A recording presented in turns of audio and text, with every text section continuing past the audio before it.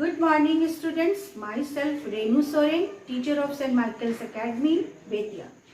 Welcome to e-learning classes. बच्चों, आज मैं आप लोगों को आपकी चितिश पाठ्य पुस्तक से रसखान के सवैये का तीसरा पद पढ़ाने जा रही हूँ। मोर पखा सिर ऊपर राखियो, गूंज की माल गरे पहनूंगी। ओढ़ी पीताम्बर ले लपटी वन, गोधन ग्वारी संग फिरूंगी। भव तो वो ही मेरो रसखानी, सो तेरे कहे सब स्वांग करूंगी। या मुरली मुरली धर की अधरान धरी अधराना धरूंगी। अर्थात श्री कृष्ण जी से प्रेम रखने वाली एक गोपी अपनी सखी को उल्हाने के स्वर में या शिकायत के स्वर में कह रही है। मोर पखा सिर ऊपर राखियो, गूंज की मार गरे। हे सखी, मैं कन्हैया की तरह अर्थात श्री कृष्ण की तरह अपने सिर पर मोर पंखों से बना हुआ मुकुट धारण करूंगी, गूंज की माल गले पहनूंगी और अपने गले में गुंजों की माला, जो गुच्छी कहलाती है, गुंजों की माला भी पहन लूंगी। ओढ़ पीताम्बर ले लकुटी वन, गोधन ग्वारिन संग फिरूंगी। और कह रही हैं कि पीले वस्त्र भी धारण कर लूंगी, पीले वस्त्रों को पहनकर और अपने हाथों में लकुटी बन गोधन ग्वारिन संग फिरूंगी और अपने हाथों में लकुटी में लाठी और अपने हाथों में लाठी लेकर गायों और ग्वालों के साथ जंगल में भी मैं घूम लूंगी। भव तो वो ही मेरो रसखानी, सो तेरे कहे सब स्वांग करूंगी। अब कह रही हैं कि उनको श्री कृष्ण से इतना माधुर्यपूर्ण प्रेम है या वो श्री कृष्ण को इतना अधिक प्यार करती हैं कि वो ग्वारों के साथ जंगल में भी घूम लेंगी और माधुर्यपूर्ण श्री कृष्ण मेरे मन को बहुत अच्छे लगते हैं, इसलिए तेरे कहने पर मैं कृष्ण का जितना भी स्वांग है, जितनी भी चीज़ें हैं, वो सारी चीज़ें मैं रच लूंगी या मैं उसको कर लूंगी। परंतु हे सखी, वो या मुरली मुरली धर की अधरान धरी अधराना धरूंगी। किंतु हे सखी, मैं श्री कृष्ण के होठों पर रखी यह मुरली, जो श्री कृष्ण हमेशा होठों से अपने लगाए रहते हैं, किसी भी कीमत पर मैं अपने होठों पर नहीं रखूंगी। इसी मुरली ने तो मुझे मेरे श्री कृष्ण से दूर किया हुआ है, या ये हमेशा कृष्ण के होठों पर चढ़ी रहती है और उनके होठों पर लग करके ये इटलाती रहती है, इसलिए मैं इसे कभी भी हाथ नहीं लगाऊंगी। इस प्रकार से हम लोगों ने देखा कि तीसरी पंक्ति में गोपियां सारे ही श्री कृष्ण के जितने भी स्वांग हैं, जो भी उनकी वेशभूषा है, उसको वो धारण करने के लिए तैयार हैं। क्यों? क्योंकि वो श्री कृष्ण से अनंत प्रेम करती हैं, परंतु वो उनकी मुरली को कभी भी अपने होठों से लगाना पसंद नहीं करती हैं।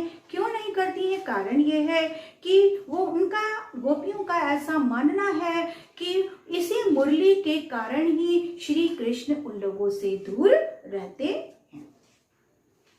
चलिए अब हम चौथी पंक्ति की ओर चलते हैं, देखते हैं।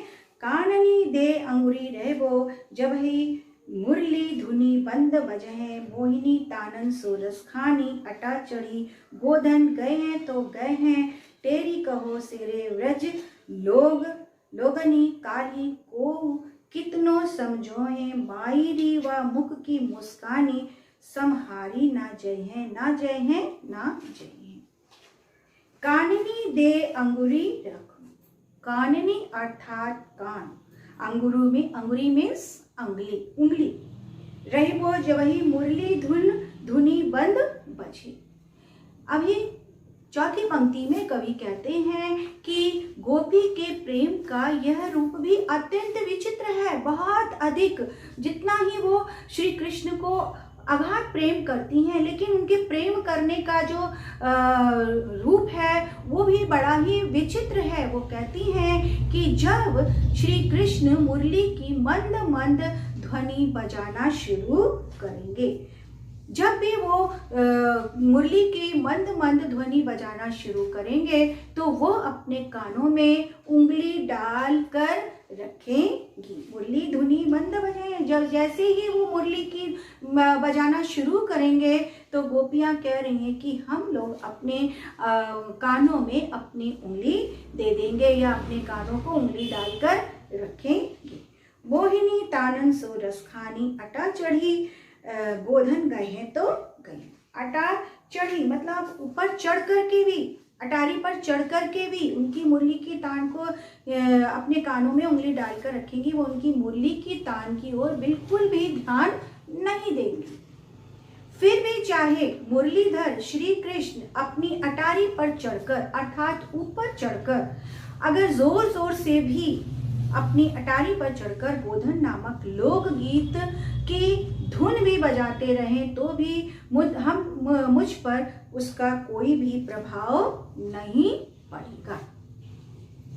तेरी कहो सिंगरे व्रज लोगनी कालही को कितनो समझावे, अर्थात मुझ पर उसका कोई असर नहीं पड़ेगा। हे गोकुल वासियों, मैं जोर जोर से, गोपियां कह रही हैं कि जितने भी गोकुल वासी हैं मैं उन लोगों को जोर जोर से पुकार कर कह रही हूँ कि यदि किसी तरह से भी कृष्ण की मोहिनी तान मेरे कानों में पड़ गई तो सारे व्रज के लोगों सुन लो, लोग पड़ गई तो सारे व्रज के लोग कुल मुझे चाहे कितना भी ताने दो, मैं उनके पास खिंची चली जाऊंगी। यदि कह रही है गलती से भी यदि मेरे कानों में उनकी बांसुरी की मधुर आवाज चली जाती है तो लोग, व्रज के लोग कल मुझे कितने भी ताने दे, चाहे मुझे कितने भी ताने मारे ब्रज के लोग, लेकिन मैं फिर किसी के तानों की ओर ध्यान नहीं दूंगी। मैं उनके उस मीठी तान को सुनकर उनकी ओर खिंची चली जाऊंगी। माही रीवा मुख की मुस्कानी समारी, ना जय है ना जय, क्योंकि हाय री माँ, ये मेरी माँ कृष्ण के मुख की वो जो मोहिनी मुस्कान है जिस पर की गोपियां मोहित हैं, श्री कृष्ण की वो मोहक मुस्कान जो कि ऐसी सम्मोहक है कि उसके जादू से बचा ही नहीं जा सकता है। उसका सुख मुझसे चाहकर भी संभाला नहीं जाएगा, मुझसे चाहकर भी संभाला नहीं जाएगा। कृष्ण की मुरली की मोहिनी तान के अधीन है, कृष्ण के जादू से बचा ही नहीं जा सकता है। अर्थात वो कह रही हैं कि श्री कृष्ण के मुरली में ऐसी जादू है और उनकी मुस्कान में ऐसा सम्मोहन है कि उनके इस जादू से बचा ही नहीं जा सकता है। कल को उनकी आवाज़ सुनकर यदि हम लोग उनकी ओर चले जाते हैं, खींचे चले जाते हैं तो लोग कितने भी हमें ताने मारे, हमें किसी की भी परवाह नहीं होगी। बच्चों, ये रसखान पाठ सवैये आपका समाप्त होता है। अब मैं आप लोगों को प्रश्न उत्तर कराने जा रही हूँ।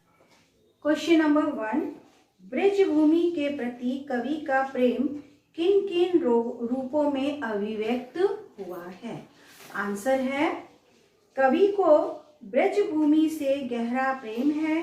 वह इस जन्म में ही नहीं अगले जन्म में भी ब्रज भूमि का वासी बने रहना चाहते हैं। ईश्वर अगले जन्म में उसे ग्वाला बनाए, गाय बनाए, पक्षी बनाए या पत्थर, वह हर हाल में ब्रज भूमि में रहना चाहते हैं। वह ब्रज भूमि के वन, बाग, सरोवर और करील कुंजों पर अपना सर्वस्व निछावर करने को भी तैयार हैं। क्वेश्चन नंबर 2, कवि का ब्रज के वन, बाग और तालाब को निहारने के पीछे क्या कारण है? आंसर है, कवि का ब्रज के वन, बाग और तालाब को इसलिए निहारना चाहते हैं क्योंकि इसके साथ कृष्ण की यादें जुड़ी हुई हैं। कवि कृष्ण इन्हीं में विहार किया करते थे, इसलिए उन्हें देखकर कवि धन्य हो जाते हैं। क्वेश्चन नंबर 3, एक लकुटी और कमरिया पर कवि सब कुछ निछावर करने को क्यों तैयार है? श्री कृष्ण रसखान जी के आराध्य देव थे। उनके द्वारा डाले गए कंबल और पकड़ी गई लाठी उनके लिए बहुत ही मूल्यवान है। श्री कृष्ण लाठी और कंबल डाले ग्वाले के रूप में सुशोभित हो रहे हैं, जो कि संसार के सभी सुखों को मात देने वाले हैं, और उन्हें इस रूप में देखकर वह सब अपना सब कुछ निछावर करने को तैयार हैं। भगवान के द्वारा धारण की गई वस्तुओं का मूल भक्तों के लिए परम सुखकारी होता है। क्वेश्चन नंबर 4, सखी ने गोपी से कृष्ण का कैसा रूप धारण करने का आग्रह किया था? अपने शब्दों में वर्णन कीजिए। सखी ने गोपी से आग्रह किया था कि वह कृष्ण के समान सर पर मोर पंखों का मुकुट धारण करे, गले में गुंजों की माला पहने, तन पर पीले वस्त्र पहने, हाथों में लाठी थामे और पशुओं के संग विचरण करने की बात कही थी। क्वेश्चन नंबर 5, आपके विचार से कवि पशु, पक्षी और पहाड़ के रूप में श्री कृष्ण का सानिध्य क्यों प्राप्त करना चाहते हैं? मेरे विचार से रसखान श्री कृष्ण के अनन्य भक्त हैं। उन्हें किसी भी रूप में कृष्ण का सानिध्य प्राप्त करना है। इसमें उनकी भक्ति भावना तृप्त होती है, इसलिए वे पशु, पक्षी या पहाड़ बनकर भी कृष्ण का संपर्क चाहते हैं। क्वेश्चन नंबर 6, चौथे सवैये के अनुसार गोपियां अपने आप को क्यों विवश पाती हैं? चौथे सवैयों के अनुसार कृष्ण का रूप अत्यंत मोहक है तथा उनकी मुरली की धुन बड़ी ही मादक है। इन दोनों से बचना गोपियों के लिए अत्यंत कठिन है। गोपियां कृष्ण की सुंदरता तथा तान पर आसक्त हैं, इसलिए वे कृष्ण के समक्ष विवश हो जाती हैं। क्वेश्चन नंबर 7, इसमें दिया है बच्चों, भाव स्पष्ट करना है। क्वेश्चन नंबर 7 में आपको भाव स्पष्ट करना है। क और ख करके दिया है। इसका भाव है, कोटि के कलधौत के धाम करील के गुंजन ऊपर बारो। भाव यह है कि रसखान जी ब्रज की कांटेदार झाड़ियों व कुंजन पर सोने के महलों का सुख निछावर कर देना चाहते हैं, अर्थात जो सुख ब्रज के प्राकृतिक सौंदर्य को निहारने में है, वह सुख सांसारिक वस्तुओं को निहारने में नहीं है। ख, माही रीवा मुख की मुस्कानी समारी, ना जय है ना जय है। भाव यह है कि कृष्ण की मुस्कुराहट मुस्कान इतनी मोहक है कि गोपियों से यह झेली नहीं जाती, अर्थात कृष्ण की मुस्कान पर गोपियां इतनी मोहक हो जाती हैं कि लोक लाज का भी भय उनके मन में नहीं रहता और गोपी कृष्ण की तरफ खिंची चली। बच्चों, ये आपका पाठ समाप्त होता है। अब पाठ से संबंधित मैं आपको कुछ होमवर्क देने जा रही हूँ। होमवर्क है आपका, सबसे पहले तो आप कविता का भावार्थ लिखेंगे, उसके बाद प्रश्न उत्तर और शब्दार्थ लिखेंगे, जिसे कि आप अपने रफ कॉपी में बनाएंगे।